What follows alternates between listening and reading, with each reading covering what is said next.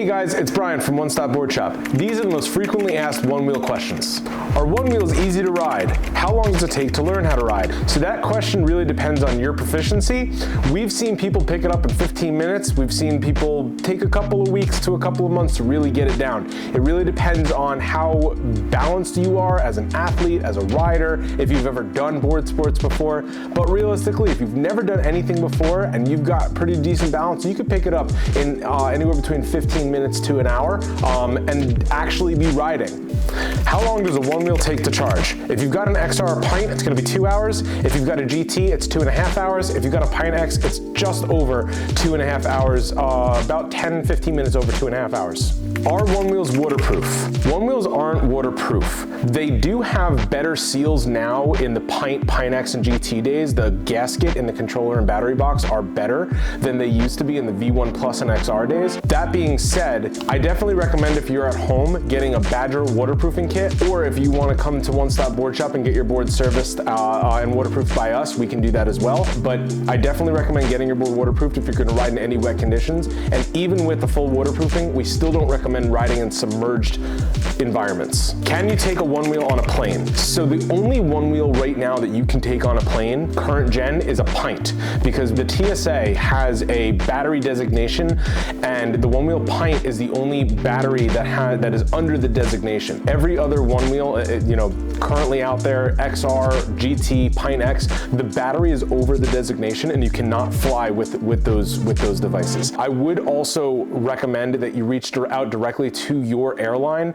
because the TSA has their requirements, but every airline has their own requirements that pass the TSA, they follow, and they may decline it even if the TSA approves it. What PSI should I ride at? So your board stock out of the box is going to come at 20 PSI from Future Motion. PSI is definitely something you're going to want to dial into what works for you. The general rule of thumb is you should do 10% of your body weight to like 25 PSI, but that really depends on what kind of riding preferences you like. I don't follow that suit. When I'm riding a trail, I like to keep my PSI low at 16, 18 PSI. When I'm riding street, I like to keep it around 18, 20 PSI. If I really need to get some good mileage out of my board, I'm gonna put it at 22 PSI, but I know that that's gonna feel really bad for me, so, as a riding experience. So it really depends on what kind of riding you wanna do. How fast can a Onewheel go? This is going to be a different real life application than what Future Motion sets out. So Future Motion has put in their manuals and on the boxes and in all their paperwork a different top speed than what you can actually get in real life. But anytime you go past Future Motion's recommended top speed, it's kind of at your own risk. So just keep that in mind when you're riding.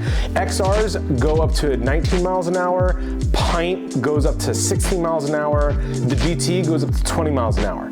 That being said, there are plenty of recorded and posted speeds that are way higher than those. I myself have gone 27 miles an hour on an XR, without crashing.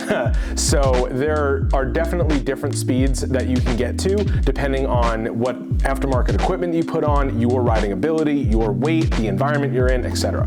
When should I change the bearings on my Onewheel? So we get asked this question a lot. Bearings do have a useful life. It really is hard to designate an entire umbrella answer to this question, because if you ride in really dirty, salty roads versus, only clean paved roads in the summer, it's going to be a different answer. That being said, we always base it off of a useful life of 1,000 miles. We've seen them fail at 300 miles, we've seen them last 5,000. Once you're hitting at about 1,000 miles on your stock bearings, it's probably a good idea to start looking at changing them out.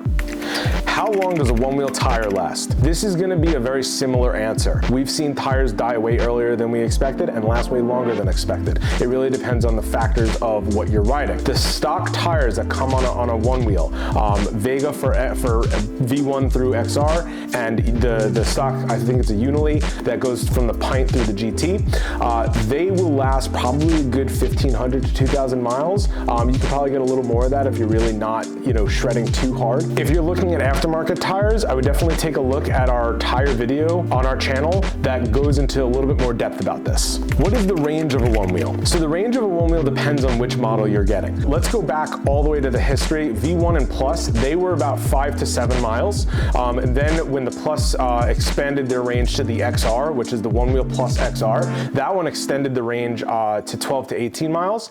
Then when the Pint came out, that was 6 to 8 miles. And the Pint X is about the same as an XR, and the GT is like 30 miles. Keep in mind, everything that I've said before, everything depends on conditions, tire, weather, etc. But those are the posted what Future Motion has put out on those boards. Where can I get my one wheel fixed? You can get your one wheel fixed right here at One Stop Board Shop. We take in-store services as well as mail-ins from all over the country. Anything that you need from repairs to services, you can send to us. If you're not local to us, hit us up in the comments, hit us up in our social medias, email, etc., and we can probably help figure out a solution for you. All right, guys, hit that thumbs up button and subscribe to our channel for more videos just like this. We're going to be doing a whole bunch of other FAQs for other types of PEVs like E-Skate and EUC. Make sure you drop a comment if you've got any other questions that you want to see in this FAQ. We can answer it there. If you have any other FAQs that you want to see in any of our other upcoming videos, put it in the comments as well. All right, guys, stay riding.